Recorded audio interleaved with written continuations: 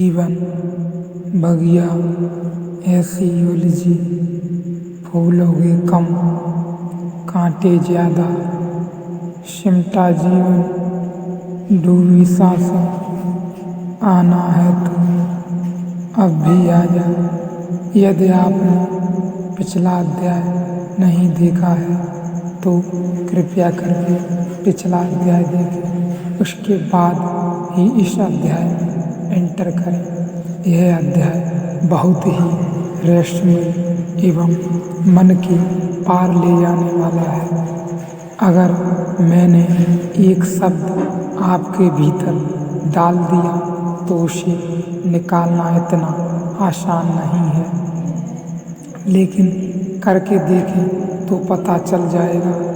मैं आपसे कह देता हूँ, राम रात भर इसे निकालने की कोशिश करके देख लें, आप न निकाल पाएंगे, बल्कि यह और गहरा भीतर बैठ जाएगा, क्योंकि जितना निकालने की कोशिश करेंगे उतना ही इसे याद करना पड़ेगा। जिसे हम भुलाना चाहते हैं उसे भुलाने के लिए भी तो याद करना पड़ता है, और हर बार याद करना हम उसे और मजबूत किए चले जाते हैं। इसीलिए तो इस दुनिया में जब किसी को कोई भुलाना चाहता है तो भुलाना असंभव हो जाता है। कोई भूल जाए बात अलग है, भुलाना बहुत मुश्किल है। ऐसा ही हमारे साथ भी होता है। हम किसी चीज़ को भुलाना चाहते हैं तो वह और मजबूत हो जाती है, और जो भूल गया वह केवल ऊपर ऊपर से भूल गया है, भीतर से मिटता नहीं। चित्त कुछ भी खोता नहीं, चित्त बहुत संग्राहक है। यह मनोमय कोश बहुत सूक्ष्म संग्रह करके चली जाती है। यह जन्मों जन्मों तक जो भी इसने विचार की तरंग की तरह पाया है, इकट्ठा कर लिया है। इस देह को ठीक से समझ लेना जरूरी है, तो ही इसके पार जाया जा सकता है। इधर दो बातें और ख्याल में ले लेना जरूरी है। पहले मैंने आपसे कहा स्थूल देह है, शरीर हमारा भौतिक काया, बीच में जो सेतु है वह प्राण काया है।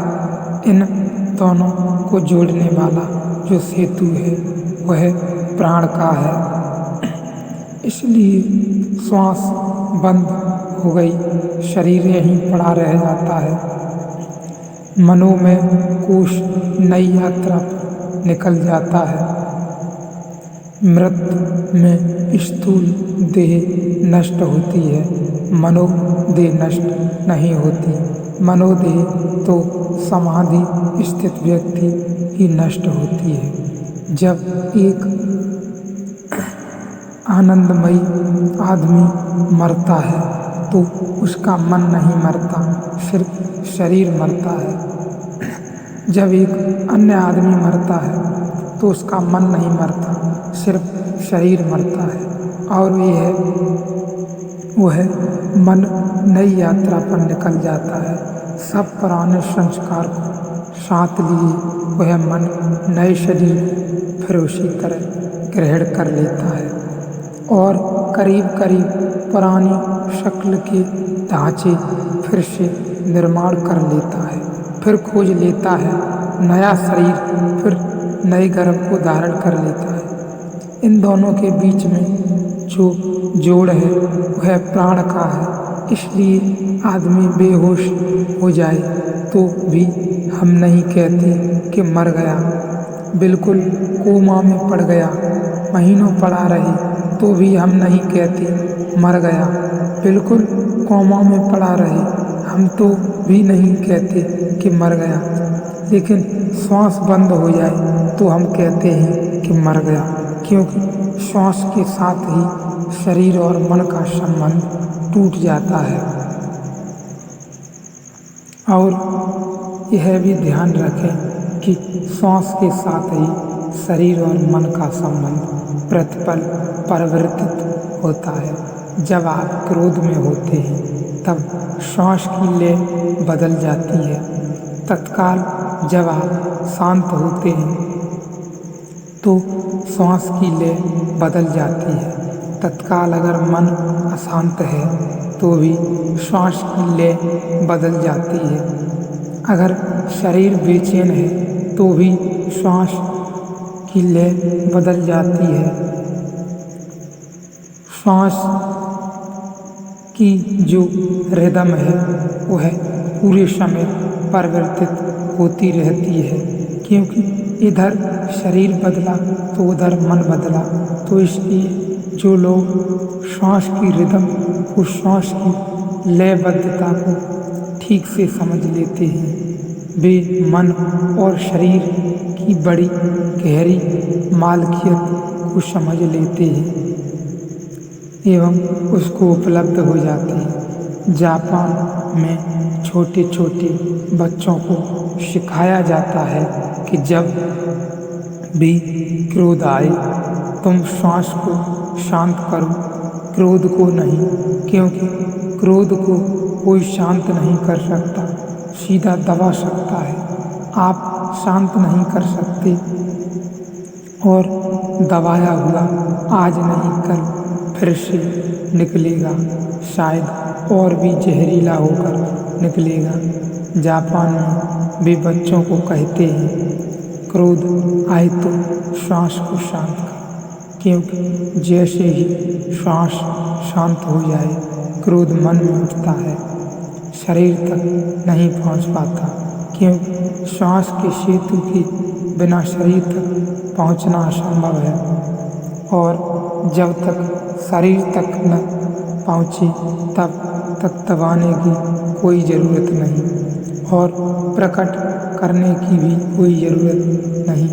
अगर मन तक ही रह जाए तो विलीन हो जाता है, शरीर तक पहुँचे तो आपकी सामर्थ्य के बाहर हो जाता है।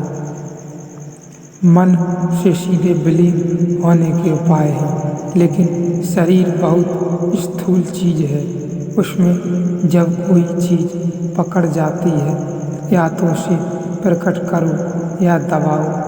प्रकट करो तो भी उपद्रव होता है, दबाओ तो भी शरीर में ग्रंथियाँ निर्मित हो जाती हैं। अमेरिका का एक बहुत अद्भुत मनोवैज्ञानिक कुछ समय पहले मर गया।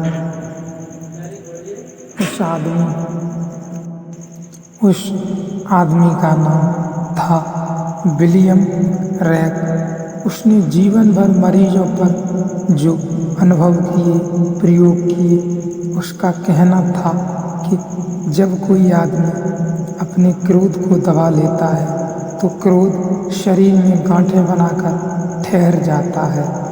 और बड़े आश्चर्य की बात है कि वह गांठों को दबाकर आदमी पुनः क्रोधित कर लेता था।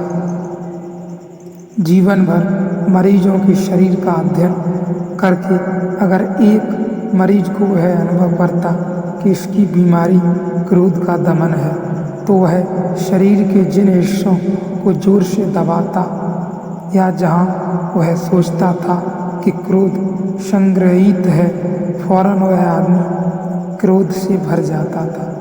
दूसरा आदमी उसी जगह दबाए जाने पर क्रोध से नहीं भरता, सिर्फ वही आदमी और तत्काल क्रोध से जलने लगता अकारण, क्योंकि अभी क्रोध का कोई कारण नहीं था, अभी क्रोध कोई वजह ही नहीं थी। लेकिन दूसरे आदमी के अंदर ग्रंथियां, गांठें बन चुकी हैं क्रोध की, इसलिए वह क्रोधित हो जाता था।